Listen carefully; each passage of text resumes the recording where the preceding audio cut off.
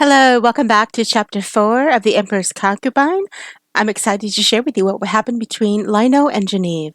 So, let's dive right into it, shall we?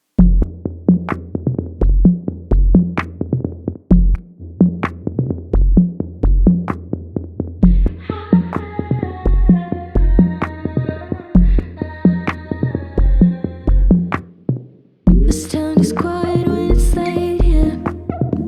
This town is quiet when the night is getting close. I'm outside, gonna stay here. I'm outside until you tell me to stop. I'm being so dramatic. I'm always being so dramatic. This town is quiet when it's late here. This town is quiet.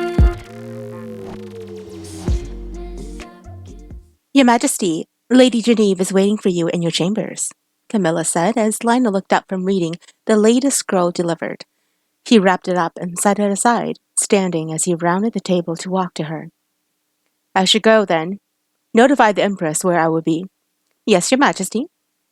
The walk down the hall to her chamber seemed gloomy almost, and although River had left early this morning, he still found that a part of the woman's energy had stayed behind. When he neared the door, he opened it, and she was brushing her hair, sitting by the balcony window. She looked a vision, and he shut the door, walking in, where he took the brush from her hand and continued. Your Majesty, what lives in your mind? She asked. Thoughts on how to conquer you? She smiled. How thoughtful of you to let that consume your mind. Shall I help you? His hand paused on top of her head for a brief moment before he continued brushing. Are you giving me permission to do as I have wanted? She turned around and took the brush from his hand, standing up.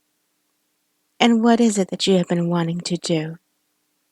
Lionel watched as her eyes grew a darkish shade and became hooded. His heart rushed with a seduction that seemed to make his lungs unable to breathe. He forced the lump at his throat down and reached out to touch her shoulders. You have bewitched me, he whispered. What magic is this? There is no magic, nor is it an illusion. It is simply pleasure, isn't it? Pleasure. Such sinful words are coming from your lips tonight, my lady. Well, you are my husband, are you not? He pulled her toward him, capturing her wrists together and leaned down to kiss her deeply. The touch made him quiver, and he picked her up to carry her toward the bedroom.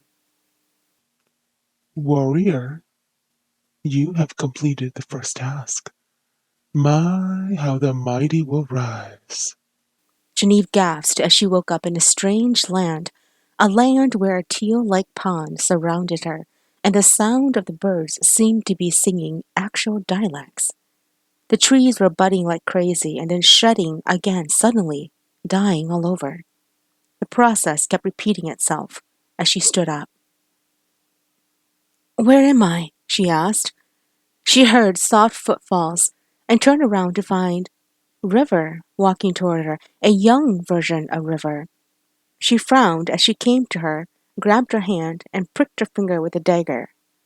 Ow! Genevieve cried. The dagger suddenly turned black, and River's eyes lit up with a shining light. Frightened, Genevieve backed away, but River grabbed her hand, pulling her toward the small pond. There is something you must see, and only when you are no longer pure can you understand. What is it? River smiled. Do you trust me? Genevieve nodded. Good. Come with me. She followed, and River brought her to the reflection of the pond, where she saw her own mirrored image. She didn't look like herself. Upon her head was a headdress filled with gold trimmings and frosted flowers. She reached up to touch it and turned to look at River. Why do I look like this? Smiling, River replied. The blood of the Hulan tribe runs deep inside of you, but before you were the Hulan tribe, you were the queen of the Gongfeng tribe, the queen whose beauty captivated a king who came to overthrow the Gongfeng, assassinated an entire clan just to have her. When this king brought the queen to live with him, Little did he know that she was carrying the seed of the last bloodline of the Gongfeng. River stopped speaking and then touched her chin lightly. That is you. Gasping, Genevieve cried, Me? How is that possible? Every 500 years, your memories are forgotten, and you are reborn again. For centuries, we, the Gongfeng, have been trying to get you to fight the emotion of love and revenge our people. Only when your maidenhood is given away will the memories wake within you to show you what you have suffered. The rage is going to be reborn in you now, and the memories of what this king did to you will play in your mind. This king, who is he? River's eyes shimmered with tears. He is the great grandfather of King Lionel. Genevieve dropped to her knees and gasped loudly. Your Majesty? Yes, and for the past centuries, you have failed your mission, falling in love again to blind yourself. I have been training you each time you are reborn to close this chapter once and for all. Now, will you bring peace to your people? Genevieve turned to the pond and saw the bloody massacre that played out before her. Chains wrapped around children as young as 2, and women being ravaged by brutes. And then the picture of her in the armor with a bloody sword raging into battle. Her heart broke into pieces as she saw the land being lit on fire, and the screams echoed through her ears. Make it stop, she cried. River took her hands. The only person who can is you. Wake up! Genevieve gasped, awake, and sat up in bed next to a sleeping emperor. The night was still dark, and she was breathing hard, her hands curled up in fists, her body shaking. She closed her eyes, and the fire began burning inside her, making her heart thump with anger. Warrior, it's time. Came the voice. Time to take back what is yours and demand justice from bloody hands. Justice, she whispered. Justice is mine to seek.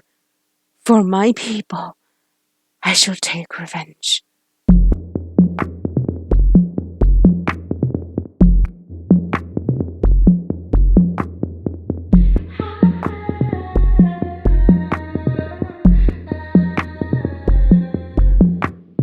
This town is quiet when it's late here. This town is quiet when the night is getting close. I'm outside, gonna stay here. I'm outside until you tell me to stop. I'm being so dramatic. I'm always being so dramatic. This town is quiet when it's late here. This town is quiet.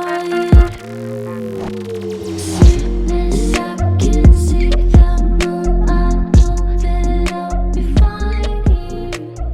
Things get complicated. Paloma entered the breakfast hall to find Genevieve eating a bowl of porridge, and the Emperor nowhere in sight. She cleared her throat and adjusted her gown before Waverly helped her to a seat and brought her a bowl. She noticed that Genevieve was wearing a brand new gold gown, and the necklace was something she hadn't seen before.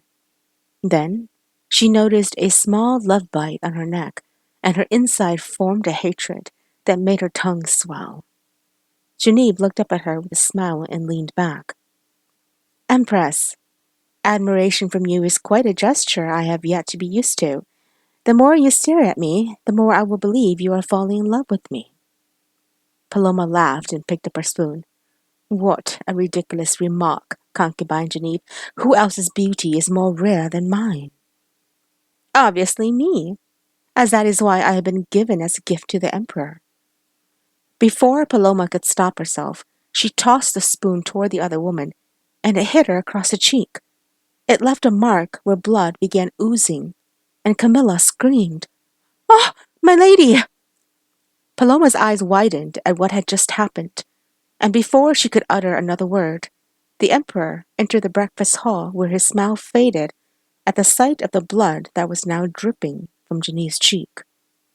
"What is going on here?" he asked, and Geneviève let out a blood-curdling scream as she stood and ran to Lionel, her voice breaking down in sobs. "Your Majesty, I have entered the harem as your concubine, but your Empress does not accept me. The mere thought of her losing favor as your precious gem of beauty caused this.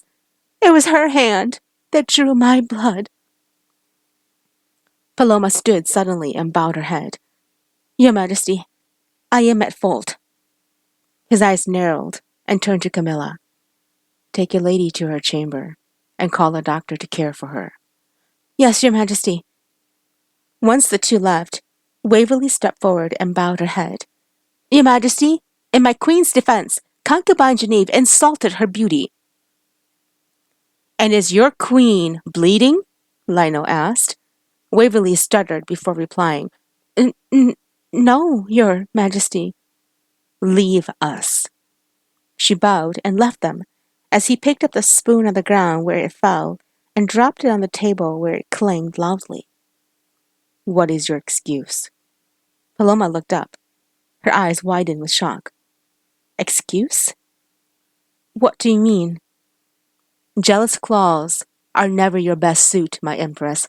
Why must you act like a mere child? Have you forgotten who you are?" "I have not, but you certainly have. You are parading after her like a dog waving its tongue. It is embarrassing and comical. The entire state is laughing at you. It is a painful show." Lionel laughed and walked to where he touched her shoulder lightly. "And since when did you think you could take part as an actress in this show? When you thought I wouldn't notice how cruel you could be? Today has proved how low you could become, and you are supposed to be an example for the people. I don't understand, Empress, how you could turn into this person in front of me." Paloma's eyes filled with tears. "You don't understand. Should I explain it for you? When you left my bed to warm hers, that's what happened. You promised no harem, and that no matter what, I would always have a place in your heart. Men who are rulers like you do so only to obtain a healthy amount of pleasures, from palace maidens to concubines, to spread your seed and power everywhere. Isn't it enough that I gave you 4 sons? Shall you have your sons killing each other for power too? My throne is not of a question right now, my lady. I know exactly who will be taking over when my reign is done, but you, at the moment, have lost your head as queen. I take it. You are bored out of your mind and are seeking an excuse to gain my presence. I would never dare to. What do you call this? A pity party?" Paloma sobbed, and she stepped back. "Who are you? How can you stand there and treat me this way, as if I haven't shared your bed for the last decade and given you sons to love? I have done my duty wholeheartedly as an empress, and yet this moment you have forgotten who I am." Lionel turned away from her and laughed. "I have not forgotten who you are, but this moment has paused me to make me ask if I really know you at all. Jealous claws are not your finest display as an empress, and I find it exhausting. You have left a mark on my concubine's flesh. I won't let this go easily." "And what do you plan to do? Beat me? Whip me? Degrade me in public?" she asked angrily. She watched as his eyes burned with the hate that she never knew could exist. Her pain was thumping loud. She wanted to hit him, so that he could hurt as much as she did. He walked to her and smiled. "I am stripping you of your title as empress." Paloma's face drained of color. "You cannot do that without the state's approval. I'm the emperor. I am overriding them." "Your Majesty, 10 years. walking by your side, sharing your bed, and birthing you 4 sons. Are you ready to throw it all away for the mere satisfaction of a woman whose status is beneath me? Have you thought it through?" "Have you?" he asked. She bit back shock at the question he asked. Lionel continued. "I suppose you have not, as you still believe everything in this world is wrapped around you. You used to be the one beacon of light in my life, and now all I hear from you is a plot to hurt others. Where in this is the mother of my children? Where in this is the woman who I fell in love with?" Paloma sobbed, and she slammed her hands against his chest. "She's beneath the dirt you buried her in when you accepted a concubine into the palace walls. How do you expect me to live while you love and hold another woman in your arms? How do you expect me to just lay there and endure when the countless hours I have taunt me with the wicked whispers that you are not beside me? What have I done so horribly that you cannot see me? You claim you will override the state, but when they wanted a harem from you, you chose not to use your power then. What does this tell me, Your Majesty? That you wanted this! You wanted this! And if I did, I gave you everything still, and yet you threw it all away for the mere purpose of your own greed. You can reflect in your silence as I pick a new empress." She grabbed his arm and fell to the ground on her knees. "No, Your Majesty, I beg of you, do not strip my title. It is all I have left, and if you take it away, I am afraid I shall perish." "Now you ask for mercy." She looked up as tears came streaming down her face. "Your Majesty, must I plead on my knees for hours before you gift me another chance? I know I was at fault for my anger took over, and I relish the fact that she could bleed. But I am also asking for the sake of my sons, and for the sake of our years together. Please." Lionel stepped away from her and looked away. So many years our hearts were entwined together, growing old, and our smiles and laughter being shared over food. So many years when I reached out to you in the dark nights, and you would give me your hand. I have loved you all I know how, Empress. I don't know why you needed to create war in this palace halls for favors. Even if your bed was absent of me for several nights, you knew I would always return. Now, you have exchanged a few mere nights for longer days without me. I hope you are proud of yourself." Genevieve heard the door opened, and Lionel walked in carrying a tray of salve for her wound. Camilla smiled and left them as he set the tray down on the table beside them. When he opened his arms, she stood up and walked into them, and as he held her, he kissed her head. The nearness of him made her heart quicken its pace, but she felt the fire begin to burn from the pit of her belly, and the images of war filled her mind. "Forgive her," he whispered. "I have punished her severely." Genevieve pulled back, her eyes wide open. "What do you mean by this?" "She is no longer the Empress. I am going to select you as my new one." Gasping, Genevieve replied, "Is that smart to do? She would hate me even more and perhaps try to plot my demise. I don't know what she's capable of." "I do," Lionel answered. "There are many reasons why she would try this stunt, and it's crazy to think I slept beside her for 10 years without knowing. What if one day she decided to hurt me while I slept with my eyes closed? She's too far a threat now." "But she gave you 4 sons." "Which is why she's still alive at the moment. She can live at any of the 4 sons' palace halls, but she is forbidden to step foot here. I want you as my empress and will deliver the decree to have you entered in record as my one and only true empress." Genevieve wanted to laugh, and she held back stifles of sob along with happiness. "I don't understand. I am just a concubine who came to please her people, and yet today you are asking me to do something like this." "I knew at the moment I saw you walk into my palace halls that you would be better suited as my empress." And then his voice lowered. "How is your wound?" She reached up to touch it and winced slightly. "It'll heal. I just hope it won't leave a scar." "Then I'll make sure she has one to match if it does." Thank you for tuning in. Chapter 5 will be uploaded shortly.